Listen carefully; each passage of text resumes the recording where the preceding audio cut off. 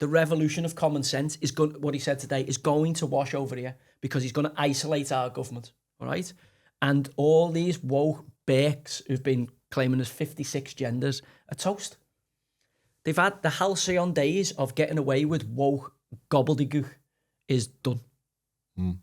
I haven't had a chance to catch up on the inauguration today, but is that pretty? What else has he come out with, Trump? He said they're going to take the Panama Canal back off them because 38,000 Americans had died building it, and China now in charge of it. So that's getting took right back off them. He said first thing he said was the border. He's going to secure the border. There's a national emergency on the border. He said there's a national emergency with energy production. He said we're going to drill, baby, drill. So he said climate, all that climate, eco, electric, drive for electric cars by the year X. And he said gone because we need to support our automotive industry, and also we've got lots of I don't know what he called oil. He said like liquid gold under the ground, and we're going to be drilling it. He said, and we're going to supply energy for everybody else. He said, then we're going to kickstart our economy. Like if you're an American sitting there, you're going, yeah. The good thing about it was you had all the Democrats, Bill Clinton, Obama, Kamala Harris, Biden, George Bush, all like on the opposite side of it. And were they there, were they, yeah? Yeah, so you had Trump's crew, which obviously was all the Trump family, J.D. Vance, Vivek Ramaswamy, Elon Musk, Dana White, Tim Cook from Apple, Jeff Bezos and his missus, who had a cannons out in a like a corset, like dressed it appropriately for like an inauguration. And then Zuckerberg's on that side because he's flipped over now, Annie. Zuckerberg's been with them, and he's Republican, yeah. So they're dead because Bezos, Tim Cook from Apple, Musk and Zuckerberg. What more do you need? They're like the richest people in America, aren't they? They're all on his side. Anyway, Zuckerberg's got collared having a little sneaky peek at Lauren's assets. The internet just keeps the receipt. Got him, yeah. He had a little sneaky beady eye and got collared, standing next to her. And then, interestingly, on their side was Gianni Infantino, who was on the Democrat side, who was behind Clinton and Hillary Clinton and all that. So Infantino's FIFA, and obviously they've got the World Cup in North America. So it was interesting placement of people. But yeah, thankfully, it looks like the woke DEI nonsense is going to end in America, and hopefully it ends here. It'll take a little bit more time, but hopefully it ends here. We've seen today, I don't know whether they timed it to be like that, but that monster who killed the kids in Southport has now pled guilty, and they've now given you the actual mugshot, and they were using that picture of him as a kid. And I just think our media in this country, or the mainstream media, for me, is despicable. Because that, I think, the void of information and all the speculation there caused the over-spilling of emotion into the riots. And I think if the people had been told what happened, what it was, all the nonsense around it, and the gaslighting from our media around it, I think poured fuel on the fire of people who were rightly angry about kids being killed. They were fearful of an uprising. And people revolting against the government. I think it's accepted now. It's a terrorist attack. It's been 3 times on the prevent government terrorist watch list, and not. He was going to go to Range High School or something in Formby, is it? And was going to do a Columbine, a school type massacre, and his dad pulled him out the cab. So his dad, how is it? Like I'm going. They must have known. Why is he not phoning the police? Yeah. Why is the dad not phoning the police? This was weeks before he's gone and killed them kids. Something was going to happen. It's what they need to do, in my opinion, is as a lesson to them. I'd execute him. I'd kill him, and I'd deport anybody who's related to him back to Rwanda, because it looks like his family have come from Rwanda in the genocide in the early 90s. Obviously, he's gone on to commit an atrocious, heinous crime where he would have killed more. He's tried to kill more, but he's killed 3 young kids, 6, 7 and 8 year old. And I think as a deterrent, the taxpayer shouldn't have to fund him living in a secure prison for the next, because you're never getting out. They're not going to section him to Broadmoor. So the taxpayer's going to have to fund his lifestyle, and he'd be going to mosque and praying and doing all this stuff. I think we should just hang him in the Tower of London and just say, and everybody related to him, right, get yourselves back to Rwanda and any bollocks from any years. This is what happens. You kill any of our kids in a terrorist incident, the Manchester bomber should be the same. Just string them up. We're too nice. And if you don't start taking drastic measures, then this is just going to keep going on and keep going on. Since 9/11, there's been 46,000 terrorist attacks. Islamic terrorist attacks since 9/11. Over 46,000. So putting them in jail, and it's not a deterrent. And people are saying online, oh, well, they want to go to the next life. Well, yeah, all right, good. Well, we're not paying for them as taxpayers, so they can find out if there is something in after. From what you said there about the inauguration and Trump's going to end wokeness and DEI, how can you see that coming over to the UK? Well, you've already seen it, because the free speech is going to be the big battleground here. Obviously, free speech in America, all the big social media platforms or whatever were deplatforming people and censoring. And Zuckerberg's interview with Joe Rogan, he says, I was told by the government have had me in court saying basically I have to take that down. All the stuff around COVID, adverse reactions, etc. Everything that the conspiracy theories were talking about, who were considered tinfoil hats, lunatics, has turned out 80% of it to be true. So how that'll happen here is like anything else on diplomatic relationships. So we are fucked. Starmer's actually pushing the complete opposite agenda, though, isn't he? Starmer is a dead man walking.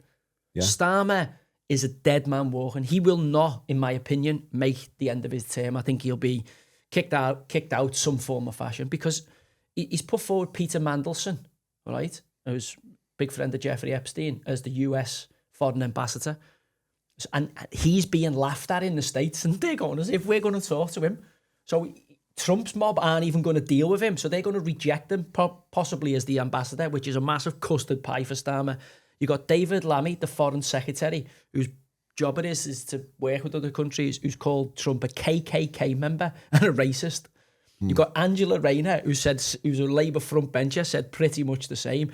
And you've got Starmer's rhetoric, far right. Musk's just come through, hasn't he, and paying Tommy Robinson's legal fees today. Just said he's going to pay his legal fees. So these are taking these on.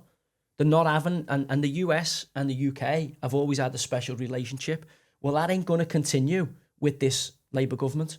So they're going to do everything in their power, financially and diplomatically, tariffs, military, to make it as uncomfortable for this Labour government. You can't imagine Donald Trump as a megalomaniac world leader having a load of gimps in England, a little tiny island, England, of 60, 80, 100 million people. America's the global superpower. And imagine you had Birks calling you all kinds of names, and now, because they never thought you were getting back in power and you were going to be impeached, and then the previous government, obviously the Democrat Party, had waged war on Trump by trying to get him nicked, and all the stuff they've done to make sure he couldn't run again. So all the divvies in Labour, all the absolute twerps, have thought he's not getting back in. So they've just unleashed on him on the social medias and that. And he's got back in, because your Alistair Campbells, your Rory Stewarts, all the people who are meant to know about politics couldn't get it into their heads because they can't separate the woke ideology, the virtue signaling and nonsense. They couldn't see a world where they got back in. The Rest is Politics is their podcast, where it's the biggest podcast politically in the country. And they weren't wrong. It was like saying Chelsea are going to get beat 7-0 by Wolves tonight, and Chelsea end up winning 15-0. That's how wrong they were on this. They were staking their reputations on it, money bets and all that, and they've all ended up with egg on the face. Now, Trump's does not forget anything, and his team do not forget anything. So now he's the leader of the free world, who their overarching military presence gives us global security. It probably stops the Russians and loads of people who want to cause harm to Britain, causing harm to Britain. So if we don't have a relationship with the Americans on a global scale, we're dead. We're no longer in the EU. So where's our trading markets? If Trump imposes tariffs on our big business here, or starts to sanction us in some form of fashion because he's not happy with this government, they're dead. They're dead. And also, if you're them, you're looking at it going, Musk, well, he's got Tesla, he's got Twitter, He's running the American space SpaceX program. All right. You've got Bezos, Amazon's everywhere. You've got Tim Cook, Apple, and you've got Dana White, UFC. Let's say, who else was there? Zuckerberg, Facebook, Meta. All right. So they're all now on Trump's side. So they're all at Trump going, what do you need? What do you need? You're the boss. So if he decides to cause havoc with these, think of the investment the UK could have if he goes, hang on, get rid of these dickheads and we'll invest heavily in. We'll get Amazon to invest, Apple to invest,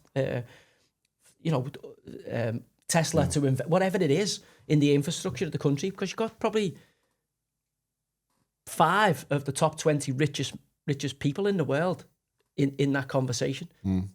So they're just there'll be no investment, or they'll start to pull investment. They'll just kill them. Yeah. They'll kill them diplomatically, and they'll kill them with tariffs. We'd be left with a load of left wing. Because we can't function with that. We're not in the EU. So what trading market we're in is just Britain.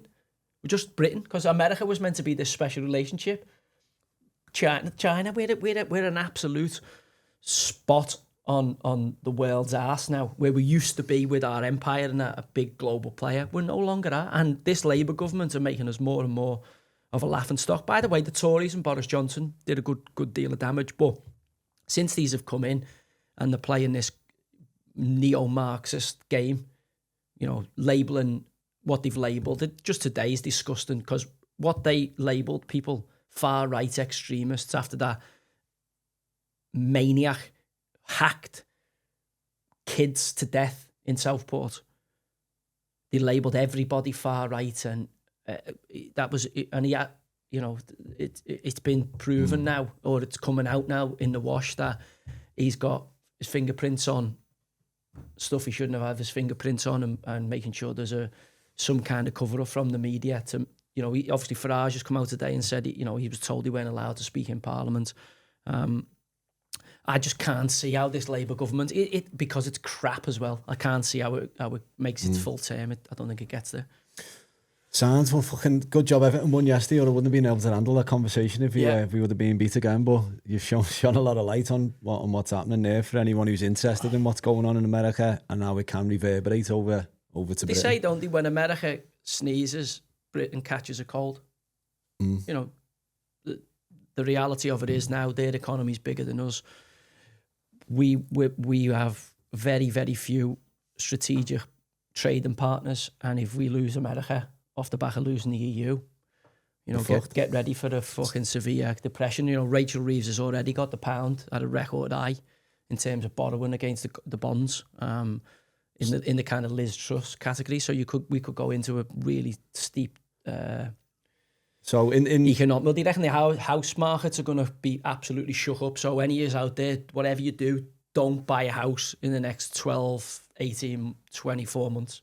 They reckon the houses markets are going to go absolutely up the wall because of the problems with the pound at the minute, because you've got Rachel from Accounts who's forged a CV as the chief economist. So for the simpleton like me, obviously trying to understand what's going on with politics, the best way forward is we need to get this Labour government to fuck, basically. I think it's going to do it itself. But what you've got is a load of neo-Marxist kind of communist ideology who believe in this utopia of, you don't have to work hard and everyone's equal, which is fucking nonsense. It's never worked anywhere. Never worked anywhere. Like, give me an example of that.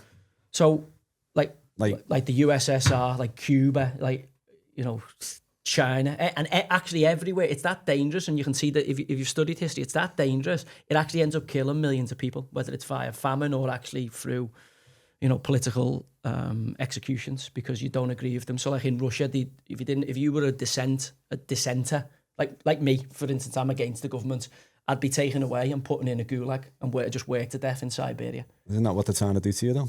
Well, pretty much, yeah. They are trying to do it, but obviously not as draconian as that. Luckily, but also methodology is kind of similar. Drag me through the court system and try to, just make me pay after pay after pay after, you know what I mean? Just try and drag me and break me spirit that way, and just keep getting the police to noise you up and all that. So that's how they're trying to do it. But also, I know I'm on the right side of history.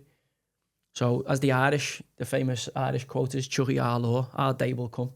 So the Irish don't know if it's an IRA quote or the Irish Revolution, but I know for a fact these are dead. Yeah. They're dead in the water because they're absolutely useless at what they're doing. You've got a load of people who've never ran businesses, who've just played the political game, and now they're in charge. Like, as I say, Rachel Reeves has forged the CV to say she's better and more qualified than what she is, and she is now in charge of the budgets. You've got charlatans at every turn, everywhere you go to. Like, compared to Trump, people who are incompetent, people who've taken their eye off the prize and put young girls being killed, raped and sexually exploited at the secondary. That's the secondary concern. Can we get the Muslim vote? Can we get the right voters to make sure we get in power?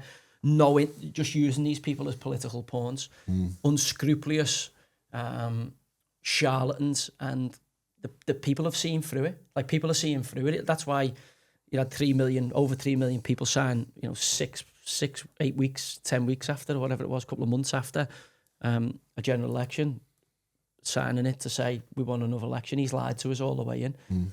And as I say, is that the way out? Is that the way of getting? Do you think? Well, you've seen Trudeau go with his government give him a vote of no confidence. I mean, there's a lot of different ways he could lose out, but also, I think the biggest concern for him will be the political isolation from this new regime in the United States. I just don't see how any British Prime Minister can have such a fucking bad relationship and all of his front bench with the incoming leader of the free world, and especially someone like Trump. You know what I mean? Musk, you've already seen Musk right there, front and centre. So Musk isn't lighting them up on X and lighting them up in the media without Trump being privy to that. I'm telling you, they're finished. And also they're finished because of the lies, the winter fuel pensions that they took off the pensioners. The countless amount of things they promised in the build up to getting elected, and then they've let people down on. Time after time after time, he's been a liar, Starmer. He says whatever he needs to say to get on. A lot of people kind of didn't pay attention to him, or were that disenfranchised with the Tories and Boris Johnson and their skullduggery that the only vote was Labour because they didn't see Reform as a legitimate party, even though 4 million did.